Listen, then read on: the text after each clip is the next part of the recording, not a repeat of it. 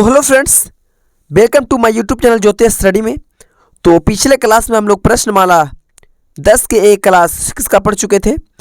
आज यहाँ पे क्वेश्चन नंबर 1 में देखिए कहता है कि निम्नलिखित को चित्र द्वारा स्पष्ट करें। ये देखिए जो लिखा गया है इसका चित्र बनाना है हम लोगों को।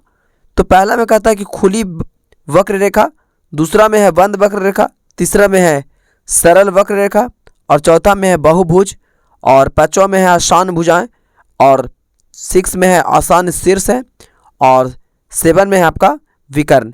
तो ये क्या होता है? तो सबसे फर्स्ट में तो हम लोग को जानना है कि खुली वक्र रेखा किसे कहते हैं। तो खुली वक्र रेखा देखिए यहाँ पर कैसे होगा। ये देखिए मैं यहाँ पे दिखाना चाहूँगा।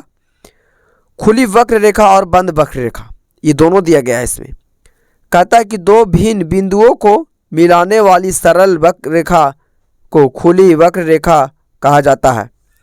दो बिंदुओं से यहाँ पर आके मिलता है जो रेखा उसको कहते हैं खुली रेखा, खुली वक्र रेखा।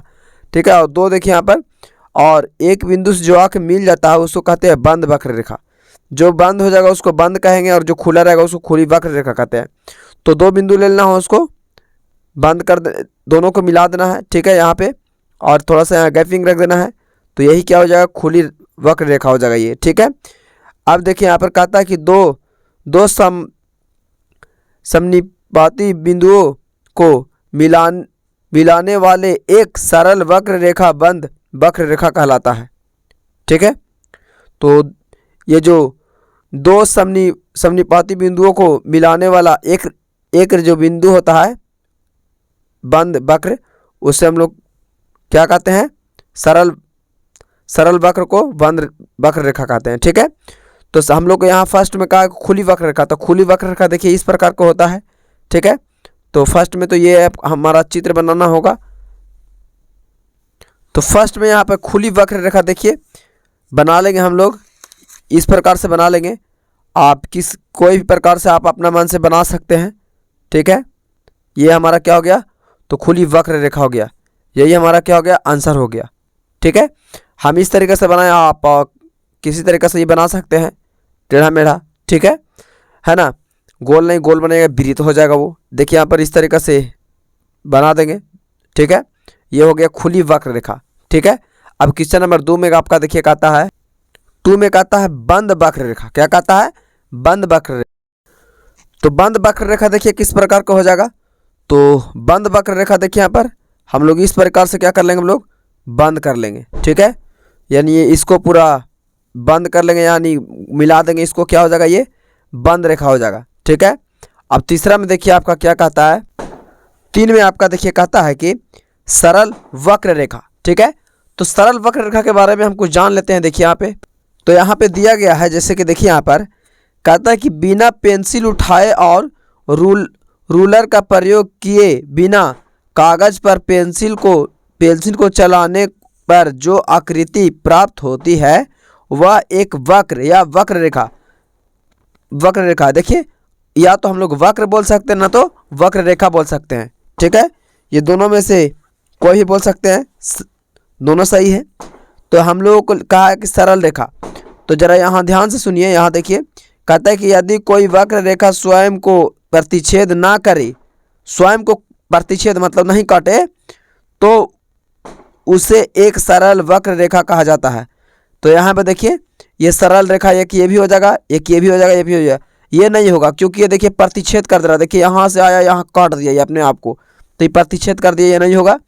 कहता है कि 10.8 के चित्रों में वक्र 1 2 3 सरल वक्र है। 1 2 3 का चाहिए सरल वक्र है, वक्र रेखा है। देखिए यहाँ पर दिख नहीं रहा था। देखिए यहाँ पर कहता है कि यदि कोई वक्र रेखा स्वयं को प्रतिच्छेद ना करे तो उसे एक सरल वक्र रेखा कहा जाता है। मतलब ये स्वयं को प्रतिच्छेद अगर ऐसे नहीं काटेगा उसको हम लोग सरल रेखा कह सकते हैं। ठीक है। जैसे देखिए ये कहीं नहीं काट रहा, सीधा है। ये भी देखिए यहाँ मिला है तो कहीं काटा नहीं है, भले ही टेढ़ा मेढ़ा है। और ये भी है, देखिए ये प्रतिच्छेद कर रहा है, तो ये सरल रेखा नहीं कहलाएगा। ठीक है। यहाँ देखिए 10.8 के चित्रों में देखिए, तो इस चित्र में देखना है यहाँ पर 1 2 3 देखिए यहाँ पर अभी बताए थे ये सरल रेखा है, ये सरल रेखा नहीं है। ठीक है।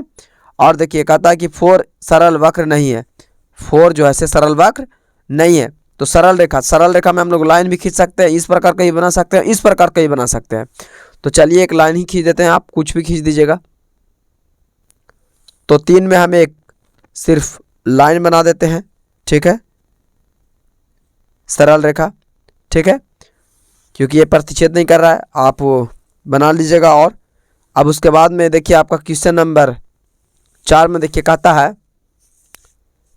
4 में कहता है कि यहाँ पर बहुभुज, क्या कहता है, बहुभुज। तो बहुभुज क्या होता है, चलिए देखते हैं इसको। तो बहुभुज में यहाँ पर देखिए, यहाँ पर दिया गया है, कहता है कि एक बंद वक्र रेखा जिसकी परिसीमा केवल रेखाखंडों से बनी हो, ठीक है। केवल बहुभुज एक ऐसा होना चाहिए जो सिर्फ रेखा से बना हुआ हो, ठीक है।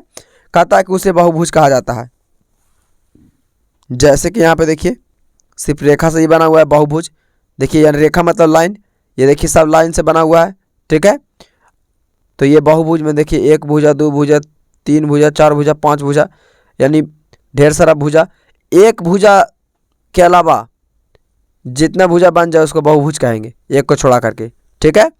देखिए यहाँ पर ये भी बहुभुज है, सब बहुभुज है, ठीक है। तो ये तीनों में से कोई भी छाप सकते हैं आप, या त्रिभुज भी छाप सकते हैं बहुभुज में। तो 4 में हम देखिए यहाँ पर त्रिभुज भी क्या कर सकते हैं, छाप सकते हैं। और आप इस प्रकार से भी छाप सकते हैं, आपका जैसे मानो वैसे छाप दीजिए, ठीक है। ये बहुभुज हो गया ये, ठीक है ना। अब उसके बाद में कहता है कि आसान भुजाएं। तो भाई आसान भुजाएं क्या होते हैं, तो चलिए आसान भुजाएं भी देखते हैं, इसको किस प्रकार से हम लोग करेंगे आसान भुजाएं। तो ज़रा यहाँ ध्यान से देखिए, 3 में कहता है कि बहुभुज को भी 2 भुजाएं जिनमें एक उभयनिष्ठ शीर्ष बिंदु हो, उन्हें बहुभुज की आसान भुजाएं कही जाती है, ठीक है। कहता है कि चित्र 3 में, तो चित्र 3 में यहाँ पर देखिए, चित्र 3 में कहता है कि यू भी, तो यू और भी, ठीक है, और भी और डब्लू बहुभुज की 2 आसान भुजाएं हैं, जबकि वाई जेड और डब्लू आसान भुजाएं नहीं है। वाई और जेड देखिए, वाई और जेड जो है से आसान भुजाएं नहीं है। क्यों नहीं है भाई, क्योंकि देखिए यहाँ से यहाँ पर जो है से एक ही रेखा में कोण बन गए, ठीक है, 2 कोण, एक कोण ये, एक कोण ये, और एक कोण यहाँ, 3 कोण बन गया। ओह यहाँ पे देखिए, यहाँ पर दिख नहीं रहा था, है ना। तो उसी प्रकार से देखिए यहाँ पर हम लोग सिर्फ रेखा से हम लोग आसान क्या बना सकते हैं, आसान भुजाएं बना सकते हैं। सिर्फ आसान पर आप आयत या वर्ग या कुछ बना दीजिए, ठीक है। आसान भुजाएं एक रेखा से बनाने लगा रहा था, बना दीजिए, आप इस प्रकार से ही बना सकते हैं, ठीक है, आसान भुजा, है ना। अब उसके बाद में देखिए यहाँ पर क्वेश्चन नंबर 6 में कहता है आपका कि आसान शीर्ष। तो आसान शीर्ष क्या होता है, इसके बारे में भी जानकारी ले लेते हैं।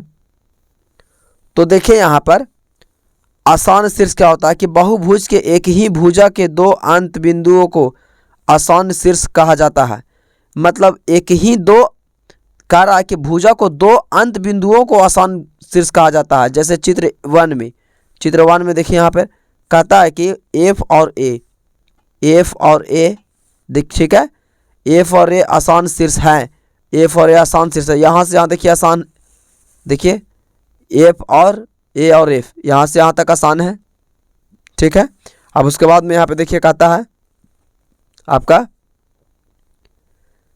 कि जबकि एफ और डी आसान शीर्ष नहीं है। देखिए एफ और डी, तो एफ और डी आसान शीर्ष नहीं है, क्योंकि यहाँ से ये रेखा गया तो यहाँ डायरेक्ट मिला, ए और एफ आसान भुजा हो गया, क्योंकि यही रेखा से गुजरा है ये।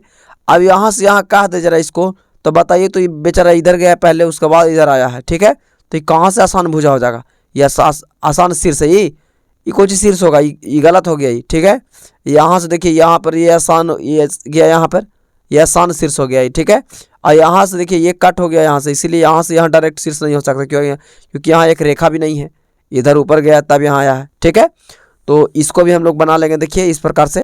6 में देखिए त्रिभुज के रूप में भी हम बना सकते हैं इस प्रकार से, इसको आसान भुजा, इसको ए बी सी कुछ भी आप नाम भी दे सकते हैं, बाकी में और इस सब में भी नाम दे सकते हैं। अब यहाँ पे कहता है आपका एक है लास्ट वन का, जिसमें कहता है आपका कि विकर्ण। तो भाई विकर्ण क्या होता है, चलिए विकर्ण के बारे में हम लोग जानते हैं थोड़ा। तो यहाँ पर देखिए कहता है कि बहुभुज के दो शीर्ष जो आसान शीर्ष ना हो, बहुभुज के दो शीर्ष जो आसान शीर्ष नहीं हो को मिलाने से जो रेखाखंड बनती है उसे बहुभुज, बहुभुज का एक विकर्ण कहा जाता है। बगल में चित्र में रेखाखंड एडी, जैसे कि यहाँ पर ए और डी, ए और सी, ए और सी, यहाँ से ए और डी, यहाँ से ई गया और यहाँ से ई गया, ठीक है। अब कहता है कि सी और ई, तो सी और ई, और उसके बाद में ई, बी और ई, तो बी और ई। काहे के मतलब है बाबू कि कोई भी आप षष्ठकोण या पंचभुज, कुछ चरभुज, आयत फायत कुछ खींच लीजिए, जो भी अंत कोण जाएगा, अंदर से जाएगा, वही उसका विकर्ण कहला जाएगा, ठीक है। अंदर से कटेगा वो, ठीक है, प्रतिच्छेद करेगा, वो विकर्ण कहला जाएगा। तो चलिए एक सैंपल से हम लोग भी छापिए देते हैं उसको। तो देखिए यहाँ पर इसको हम इस प्रकार से भी छाप सकते हैं, जैसे कि एक वर्ग ले लिए और इस प्रकार से अंदर अंदर का कर दिए हम लोग, खींच दिए, कुछ भी नाम दे दीजिए, ए बी सी डी, कुछ भी नाम दे देना है, ठीक है, अपना मन से। तो यही एक इसका क्या हो गया, विकर्ण हो गया, ठीक है ना। तो देखिए इस प्रकार से हमारा क्वेश्चन नंबर 1 सॉल्व हो गया।